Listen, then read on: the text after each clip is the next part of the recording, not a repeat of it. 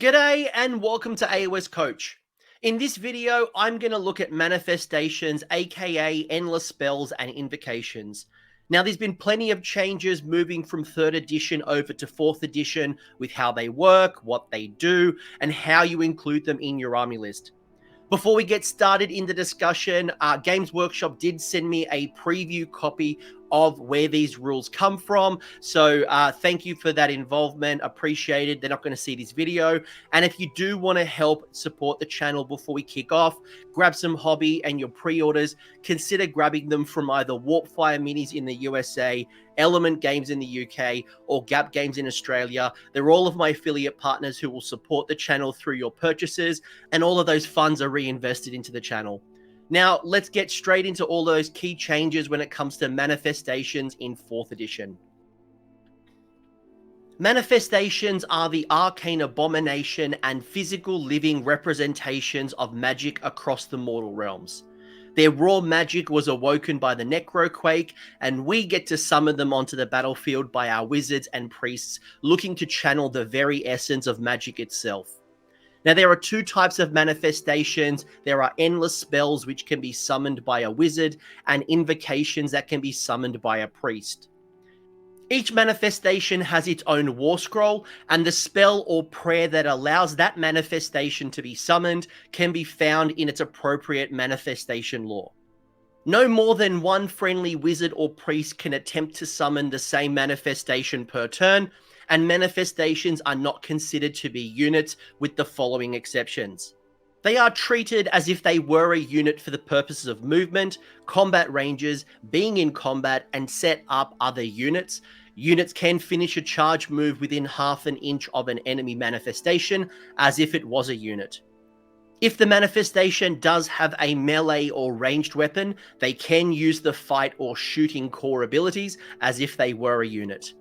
If they've got a movement characteristic that is greater than 0, they can use the core movement ability as if they were a unit. They can be picked to be the target of enemy abilities as if they were a unit, but they are not affected by enemy abilities that do not involve picking a target. Damage points can be inflicted to them as if they were a unit, and yes, they can be destroyed through damage points. Manifestations that don't have a movement characteristic obviously cannot move, but for the purposes of movement, combat ranges, being in combat, and setting up other units, they are only treated as if they were a unit in the charge phase and in the combat phase. Now, models can move through manifestations, but they cannot move on them. In 4th edition, your endless spells and invocations have been packaged up into manifestation laws. So you are no longer able to select individual endless spells and make a combination between your faction endless spells, if you have them, and some of the ones you see here on the screen. But one of the other key differences is that they do not cost any points in your army list. There are 6 universal manifestation laws to choose from, and you can only select one of the manifestation laws, and that will obviously exclude you from summoning the endless spells from the others. This is important because some factions have faction manifestations, so you can either choose one of the universal ones, or you could choose your faction one like my Daughters of Cain or my Gloomspite Gits, but I definitely cannot have both. Those manifestation laws are now preset, so your options are either the Krondspine Incarnate as a law, you've got Forbidden Power, Morbid Conjuration, Aetherwrough Machineries, Primal Energies, or Twilit Sorceries. Or, as I've already mentioned, if your faction is lucky enough to have one, because not all factions have unique manifestations, you could choose, like on the screen here, the Daughters of Cain one. Summoning your manifestations onto the tabletop is simple. All you'll need is a wizard or a priest, and to use one of your spellcasting attempts or your prayer chanting rolls, beat the value that you find on the war scroll. When it comes to wizards, your opponent will have a chance to unbind it, but either way, beat the value, and if that sequence kind of works in your favor, boom, you've got yourself an endless spell or an invocation. But I guess the question is, well, how do I get rid of them once they're on the tabletop? Your first option is using the Banish Manifestation ability, which all wizards and priests can use in your hero phase. Pick a friendly wizard or priest to use this ability, pick a manifestation within 30 inches to be the target, and then make that banish roll of 2d6. If the banishment roll equals or exceeds the banishment value that's listed on the manifestation's war scroll, it is banished and removed from play. You cannot pick the same manifestation to be the target of this ability more than once per turn. Now, banishing manifestations will count against your wizard or priest's power value in that hero phase. So your wizard, for example, will either banish a manifestation or cast a spell. Obviously, if it's power level 2 or power level 3, you can do both, but it is sacrificing one of those prayer chants or wizard spell casts. Your second option is to sever the connection. Now, if the wizard or a priest that summoned the manifestation is slain, the manifestation is also removed from the battlefield. Your third option is just to go out and slay it by allocating enough damage points to it. Each manifestation has a health characteristic, which will average between 6 to 8 health. However, there are a few manifestations that do have 10 or more health. You could use ranged weapons to shoot at it, you could go into combat and fight it, or I'm sure there's plenty of other creative ways that you could deal damage to that manifestation. So let's actually have a look a little further into the different universal manifestations. Aetherwrough Machineries gives you access to the Chronomatic Cogs, Quicksilver Swords, and Aethervoid Pendulum. Chronomatic Cog starts with an interaction with a wizard within 3 inches, who can increase or decrease the flow of time. If you increase the flow of time, you can re-roll charge rolls for friendly units that are wholly within 12 inches of the manifestation until the start of your next turn. Alternatively, if you decrease the flow of time, subtract 1 from the hit rolls for attacks that target friendly wizards while they're wholly within 12 inches of this manifestation until the start of your next turn. Chronomatic Cogs does not fight or shoot, but it does have a 4+ save. Quicksilver Swords will definitely fight, and it will cut through any ward rolls because you cannot make a ward roll against the damage from the Quicksilver Swords. It does have 12 attacks, hits on 3s, wounds on 3s, rend characteristic of 1, damage 1, and it will do crit mortals. Aethervoid Pendulum will move forward and backwards in a straight line of your choice. It doesn't need to charge, it will just move its movement characteristic in that line. It'll deal up to d6 mortal wounds to up to 3 enemy units that it's passed over during the movement phase if you roll a 2+. Primal Energy gives you access to the Burning Head, Ravanash Gnashing Jaws, and the Emerald Life Swarm. Burning Head has an incredible low casting value of 5, and it has both a ranged and a melee profile.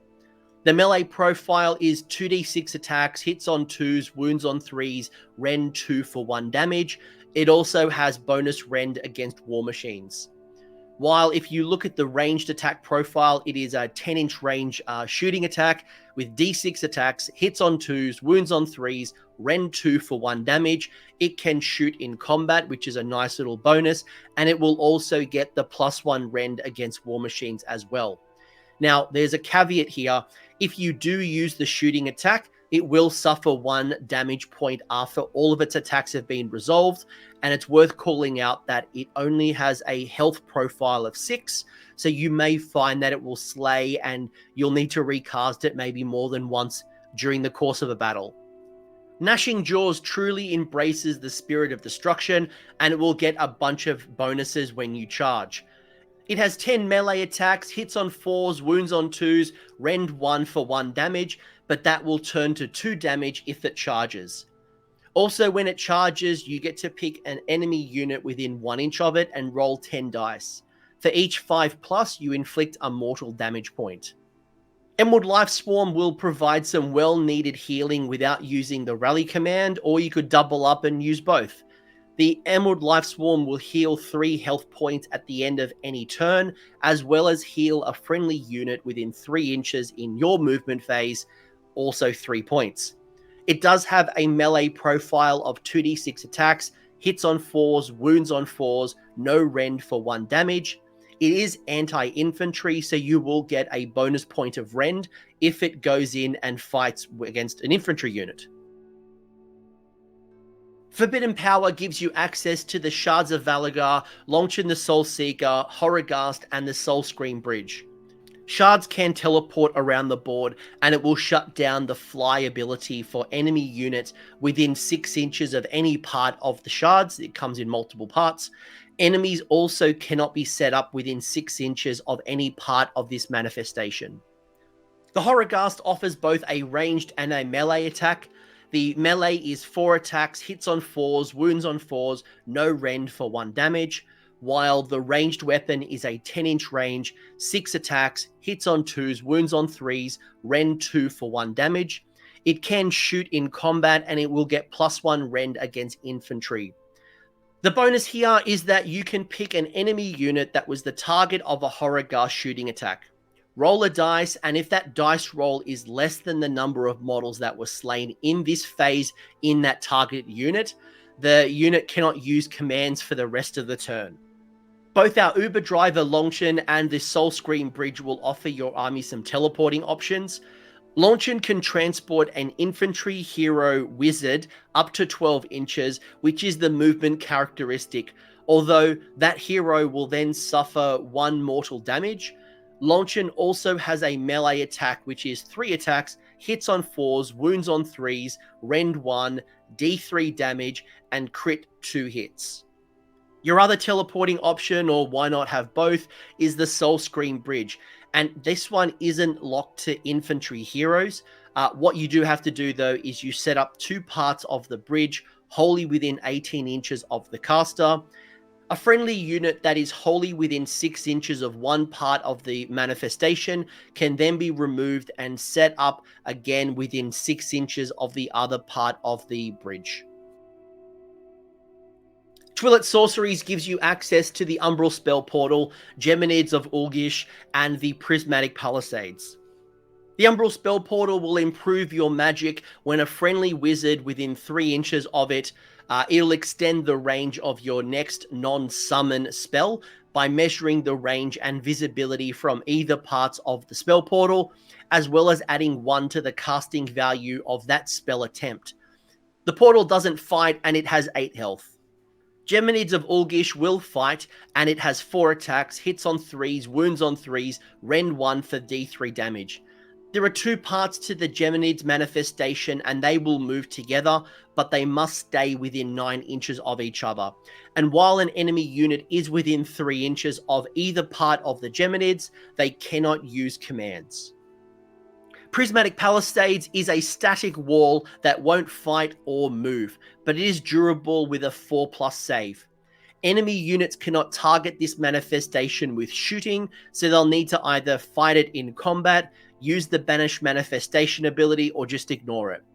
The key benefit of Palisades is that a unit cannot be targeted by shooting attacks if they're hiding behind it, and no line of sight can be drawn over the manifestation. So it's not really good for protecting really big units, but it's definitely great for hiding those small heroes and elite units. Morbid Conjurations gives you access to the Purple Sun, Suffocating Gravetide, Malevolent Maelstrom, and Soul Snare Shackles. Purple Sun will deal some damage in melee. You also subtract 1 from enemy save rolls when they're within 3 inches of it, and it will also deal mortal damage to up to 3 enemy units that it's moved over.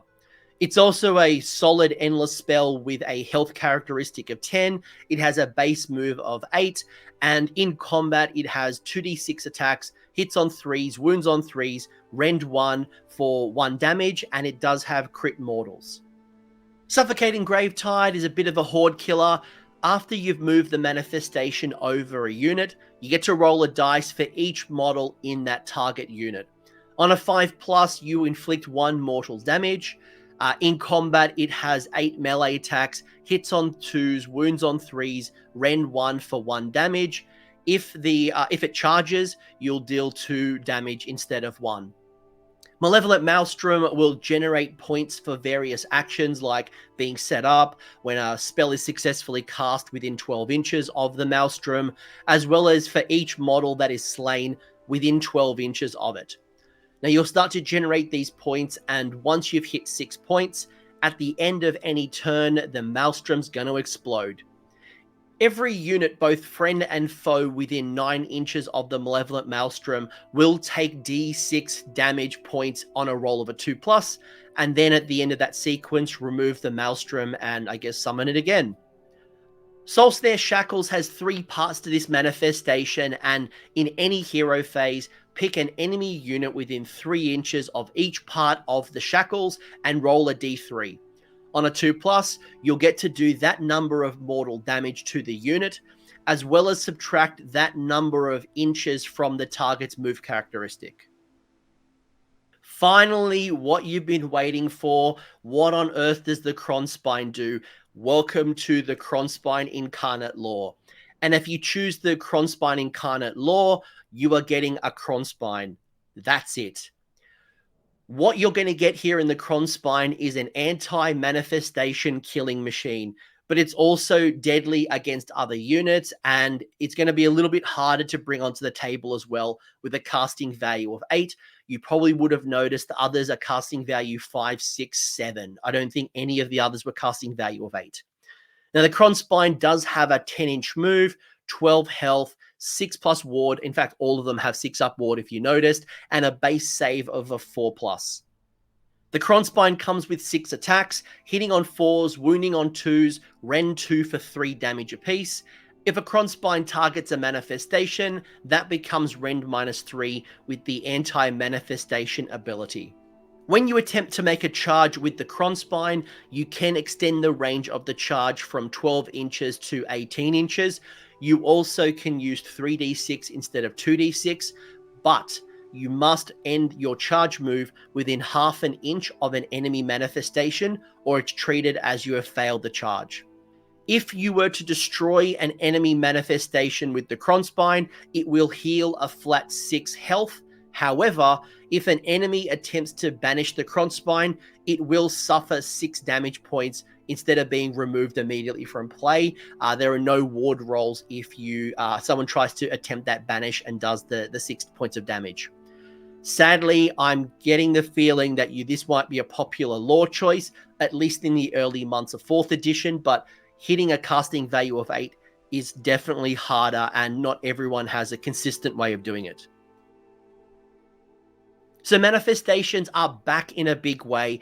When endless spells were first introduced in 2nd edition, they were incredibly popular, and now that they are a free resource as a part of list construction, I'm expecting to see them on every battlefield.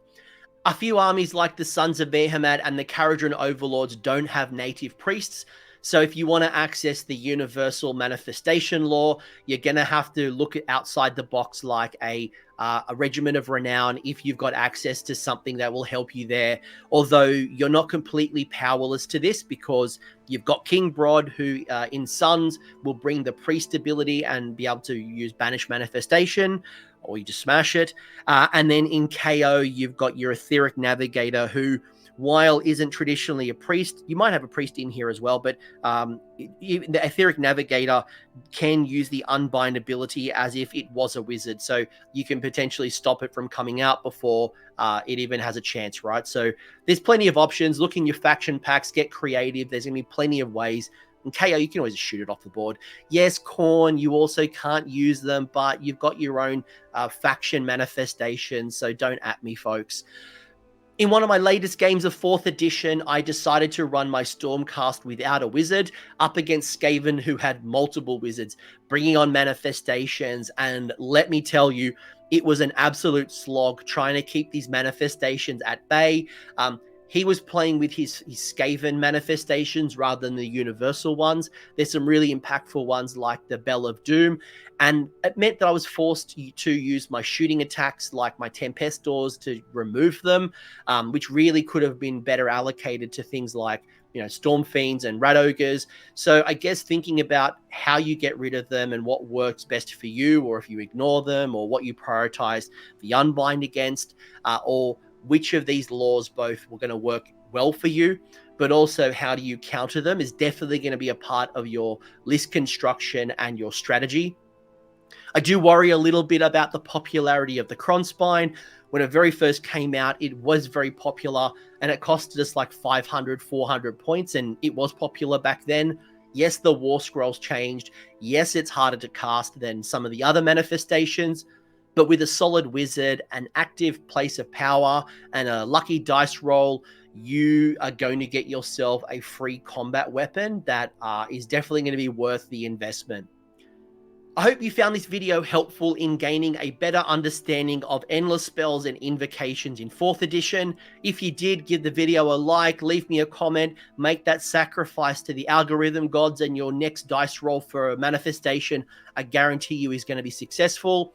If you want to support the channel even further, consider picking up your hobby and your pre-orders from places like Warpfire Minis in the USA, Element Games in the UK, or Gap Games in Australia. They are my affiliate partners, and a small contribution will go towards me and the channel, which is always reinvested over here, going to the Battle Report studio and other things that we do here. Until the next time we speak, don't roll a miscast when you're summoning your manifestation unless it's against me. Thanks for hanging around until the end. I hope you enjoyed that video and you walked away with a few new ideas. Now, if you did, I would love it if you pressed like on the video, as well as left me a comment with your thoughts. The conversation will continue over on Discord, and the link is down below in the episode description. I also want to give a massive shout out to the AoS Coach patrons and YouTube members who are supporting the channel and the growth that you're seeing here. So cheers, you are all bloody legends. And until next time, don't roll a double one on a spellcast.